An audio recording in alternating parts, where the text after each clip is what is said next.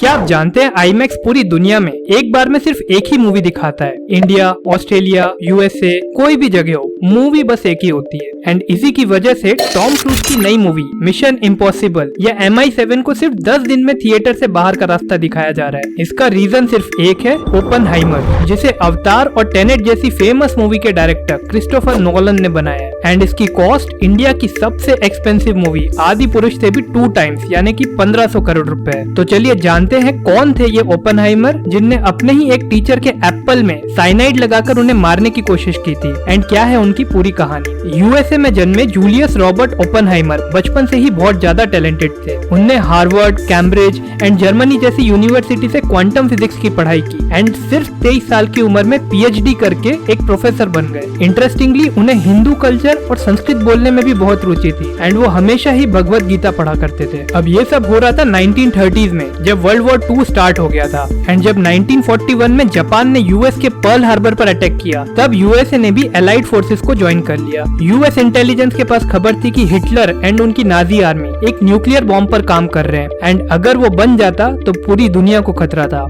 इसको काउंटर करने के लिए एंड वर्ल्ड वॉर 2 को रोकने के लिए यूएसए की आर्मी ने प्रोजेक्ट मैनहट्टन या प्रोजेक्ट वाई के नाम से एक सीक्रेट मिशन लॉन्च किया एंड प्रोफेसर ओपनहाइमर, जो कि बहुत ज्यादा टैलेंटेड थे, उन्हें भी इसमें इनवाइट किया। ये पूरा प्रोजेक्ट रिलेटेड था एटॉमिक बॉम्ब बनाने के लिए। ओपनहाइमर जल्दी अपनी स्किल्स एंड इंटेलिजेंस के कारण इस प्रोजेक्ट के लीड बन गए। उनने अपने घर के पास न्यू मैक्सिको के डेजर्ट्स में लॉस एलमस नाम की जगह पर एक बॉयज स्कूल में ये टेस्ट लैब बनवाई। वहाँ दिन रात सिर्फ काम होता रहता एंड 2.5 साल में ही बहुत सारे इन्वेंशंस एंड इनोवेशंस के बाद ये एटॉमिक बॉम्ब इन्वेंट हुआ, जिसका नाम रखा गया गैजेट। जुलाई 1946 में मिशन ट्रिनिटी में इसे सक्सेसफुली टेस्ट किया गया एंड तब से ओपनहाइमर को फादर ऑफ एटॉमिक बॉम्ब कहा जाने लगा। अब ये टेस्ट के बाद यूएसए के पास बॉम्ब तो रेडी हो गया, बट तब तक जर्मनी ऑलरेडी वर्ल्ड वॉर 2 हार चुका था। हिटलर ने सरेंडर कर दिया था, बट जापान से पर्ल हार्बर का बदला अभी भी बाकी था। अटैक के पहले फिर भी यूएसए के प्रेसिडेंट हैरी ट्रूमैन ने जापान को सरेंडर करने को कहा, पोस्ट डेम डिक्लेरेशन पर साइन करने को कहा, बट जापान है कि मान ही नहीं रहा था। एंड इसी वजह से 6 और 9 अगस्त 1946 को हिरोशिमा एंड नागासाकी पर ये एटॉमिक बॉम्ब गिराए गए, जिसमें करीब 1 लाख लोगों से भी ज्यादा की जान चली गई। एंड जैसा सोचा गया था, जापान ने सरेंडर कर दिया और यूएसए ने वर्ल्ड वॉर 2 में अपनी जीत दर्ज की।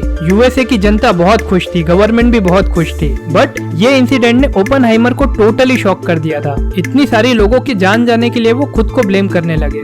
उनने भगवत गीता से भी एक कोट कहा, I have become death the destroyer of the world. उस समय यूएसए हाइड्रोजन बॉम्ब पर भी काम कर रहा था, जो कि इस एटॉमिक बॉम्ब से 1000 गुना ज्यादा पावरफुल था। एंड ओपनहाइमर ने सारा फोर्स लगाकर गवर्नमेंट से ये प्रोजेक्ट जल्दी से जल्दी बंद करवाया। अब वो हर समय न्यूक्लियर मिशन बंद करने के लिए एंड न्यूक्लियर एनर्जी सिर्फ इलेक्ट्रिक जनरेशन यूज करने के लिए बोलने लगे। बट उसी समय यूएसएसआर या आज का रशिया भी न्यूक्लियर वेपन पर काम कर रहा था एंड ओपनहाइमर का गवर्नमेंट को हर चीज में अपोज करना गवर्नमेंट ने स्ट्रिक्टली लिया। उन्हें लगा कि ये जरूर रशियन से मिल गया है, कम्युनिस्ट बन गया है एंड इसलिए हमें बार बार न्यूक्लियर वेपन बनाने मना कर रहा है। एंड इसलिए यूएस गवर्नमेंट ने उन्हें सारे गवर्नमेंट जॉब से बाहर कर दिया। फाइनली ओपनहाइमर ने अपनी रिमेनिंग लाइफ कॉलेज में फिजिक्स पढ़ाकर एंड लोगों को एंटी न्यूक्लियर कैंपेन्स में इन्वॉल्व करके बिताई। तो अगर आपको ये ओपनहाइमर मूवी की स्टोरी अच्छी लगी तो जरूर से ये मूवी देखने जाना। बट हाँ, आगे और भी ऐसे इंटरेस्टिंग वीडियोस के लिए पहले चैनल को सब्सक्राइब कर देना।